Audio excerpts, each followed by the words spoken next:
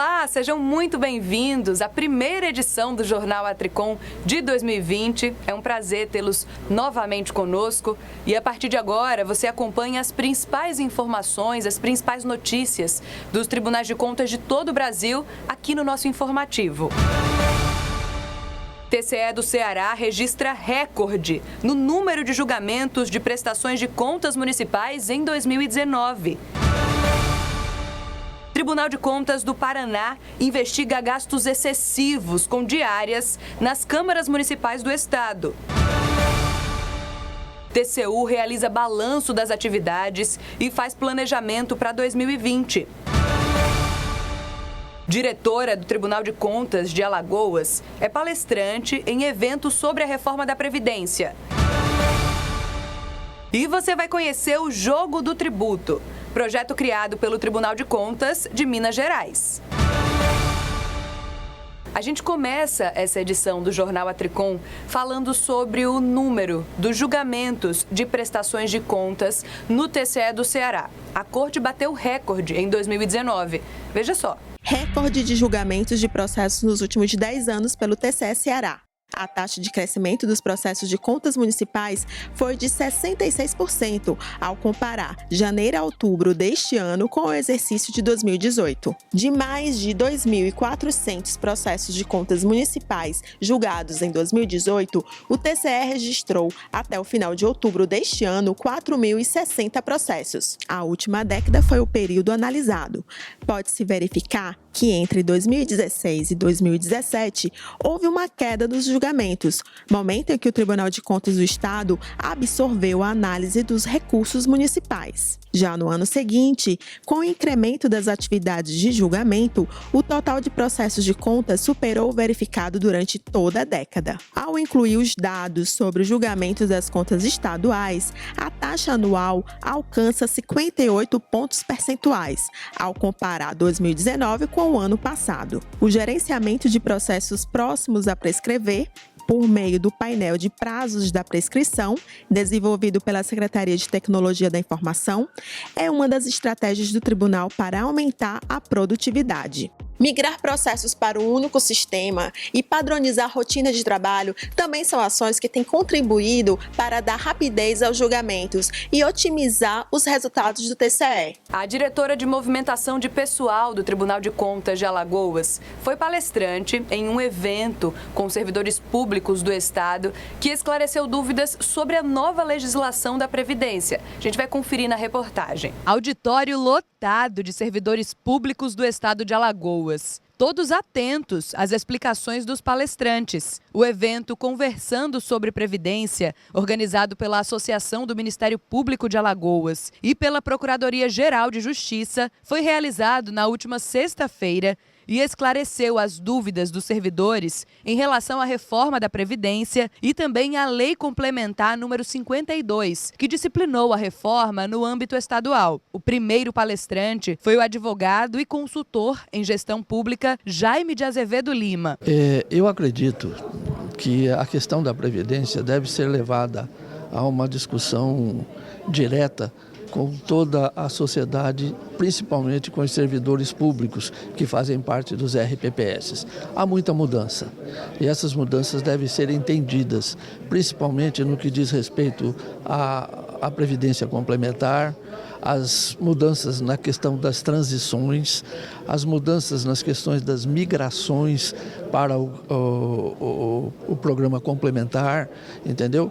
E tudo isso tem que ser discutido mesmo. Agora, principalmente deve ser discutido a formatação de um RPPS, o Regime Próprio de Previdência Social, que deve ser uma instituição blindada, com alta compliance, sistemas de administração modernos e que principalmente sejam com a participação ativa dos servidores do Estado, porque são eles, em última análise, que vão administrar e receber esses recursos após a aposentadoria ou pensão. A diretora de movimentação de pessoal do Tribunal de Contas do Estado de Alagoas, Michele Araújo, também foi uma das palestrantes do evento e reforçou a importância de conversar sobre as mudanças na legislação.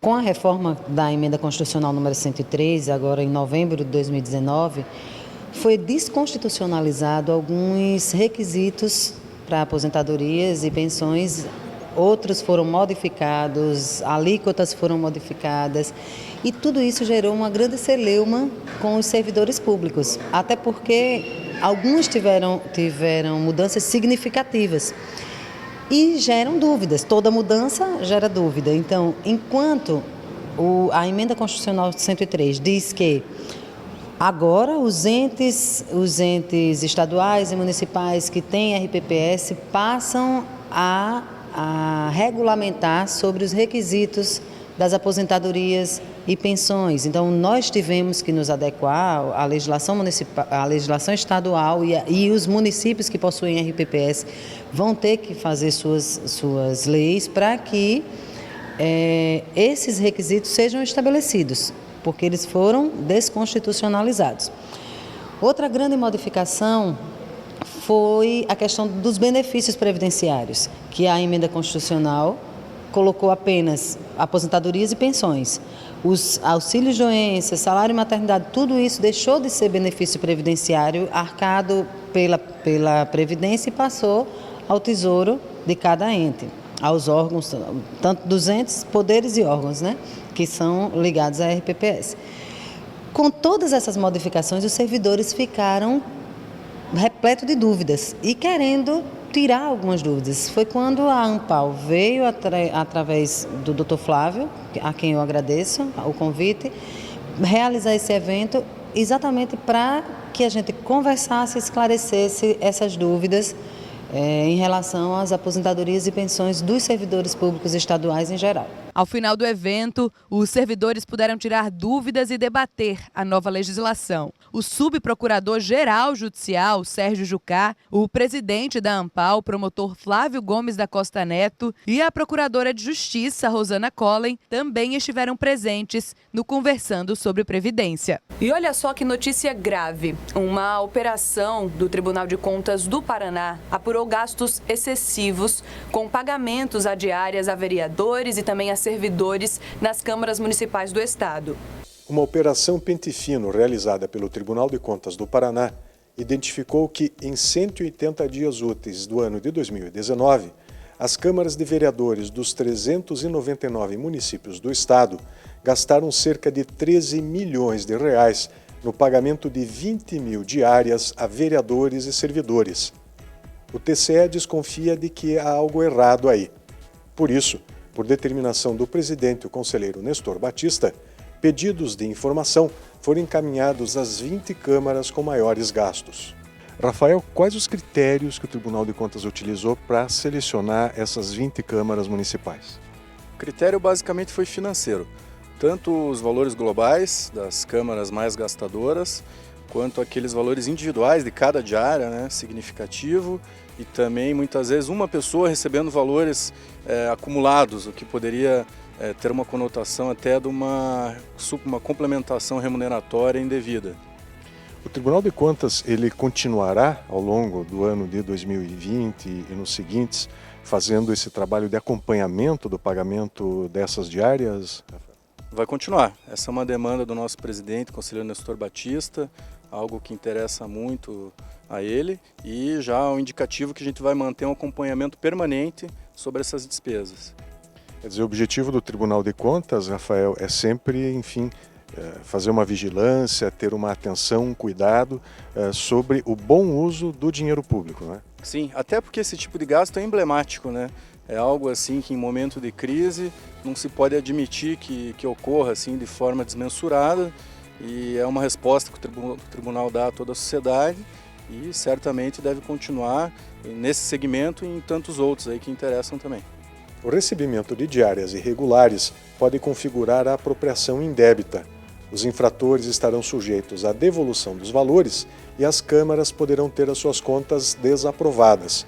Os responsáveis terão seus nomes incluídos na lista de gestores com contas julgadas irregulares, que a Justiça Eleitoral utiliza como base para definir quais são os candidatos inelegíveis.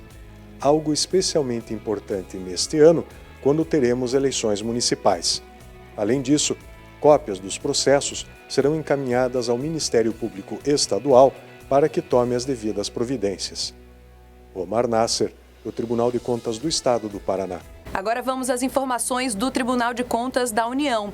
O TCU fez um balanço das atividades realizadas em 2019 e também fez um planejamento para as ações deste ano. Você confere agora. Em 2019, foram autuados 2.233 processos pelo TCU entre abril e setembro. O benefício financeiro das ações de controle do órgão foi de mais de 40 bilhões de reais. Isso significa que para cada R$1 investido no funcionamento da Corte, R$ 32,06 retornaram à sociedade. Durante o ano, foram proferidos ainda 22.269 acórdãos, 243 fiscalizações foram realizadas, 2.019 condenações em débito e multa, 143 inabilitações, 83 declarações de inidoneidade, além de 74 solicitações de aresto de bens e 8 pedidos de indisponibilidade de bens. Em 2020,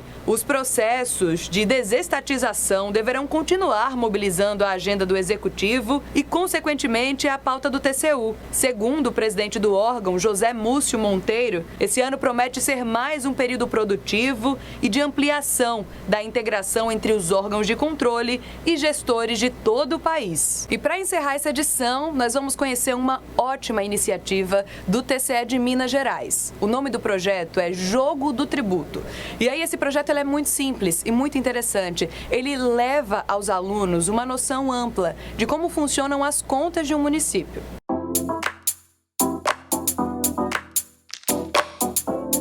Uma coisa que a gente sabe muito bem é que nós pagamos muitos impostos.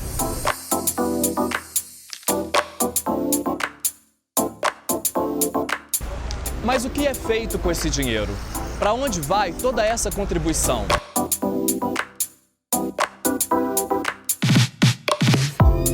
Existe alguma porcentagem dessas taxas que são destinadas à saúde e educação?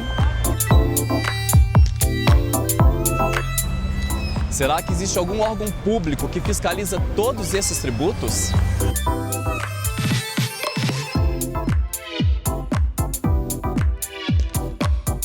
Não sei. Não sei. O que eu acho que deveria ter feito, não sei se é feita pela educação, saúde. Uai, diz que vai para saúde, para a área da polícia, segurança. Assim a gente vai falar, né? Do Tribunal de Contas, eu não sei explicar. Esse assunto pode levantar muitas curiosidades. Existe lugar mais adequado para esclarecer dúvidas e aprender do que uma sala de aula? É por isso que o Tribunal de Contas do Estado de Minas Gerais criou o Jogo do Tributo. A atividade é uma brincadeira que tem o objetivo de ensinar aos alunos como funciona a arrecadação pública e como o orçamento pode ser revertido em benefícios para a população e, assim, ajudar o desenvolvimento de cidadãos que sabem dos seus direitos e deveres. Um dos objetivos do Jogo do Tributo é demonstrar a forma como o dinheiro circula pela sociedade através dos tributos. Além disso, demonstrar para os jovens o seu papel como cidadão e os papéis que os gestores públicos devem exercer. O tribunal quer mostrar para você para onde vai o dinheiro arrecadado pelos impostos. A sala de aula se transforma em uma cidade e os alunos assumem os papéis de prefeitos, secretários, vereadores, comerciantes e consumidores. A atividade é dividida em duas partes. Na primeira, os estudantes recebem orientações da equipe do TCE sobre como é o processo financeiro desde a arrecadação pública até a destinação da verba. No segundo momento, eles colocam em prática todas as instruções que receberam. Eu me vi assustada, pasma e também muito encantada, porque ser prefeito e estar a serviço do povo é muito diferente do que eu pensei que seria, muito diferente. Eu achei uma experiência incrível, aprendi muita coisa, tinha muita coisa que eu não fazia ideia do que era, né? Então acho assim que acrescentou bastante. Muito pertinente que essa faixa etária tenha consciência da importância de como acontece a divisão, né, como a participação da população é importante, né, na divisão orçamentária. Com essa ação, o Tribunal de Contas do Estado de Minas Gerais quer formar cidadãos conscientes e um futuro melhor para o nosso estado. Essa edição do Jornal Atricom fica por aqui, mas eu aproveito para lembrar sempre que você pode conferir todo o nosso conteúdo lá no YouTube da TV Cidadã. Até a próxima!